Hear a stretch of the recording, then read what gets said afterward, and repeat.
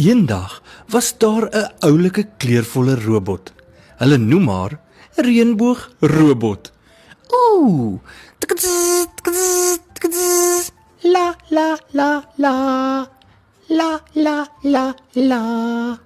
Reënboogrobot was nie soos die ander robotte gewees nie. Sy het daarvan gehou om te wandel en te droom. Maar haar gunsteling ding was om te luister na wat almal kan vertel.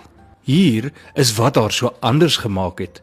Elke keer wanneer iemand vir Reënboogrobot iets vertel, dan druk sy 'n mooi prentjie deur die drukkertjie wat ingebou is op haar robot lyfie. La la la la.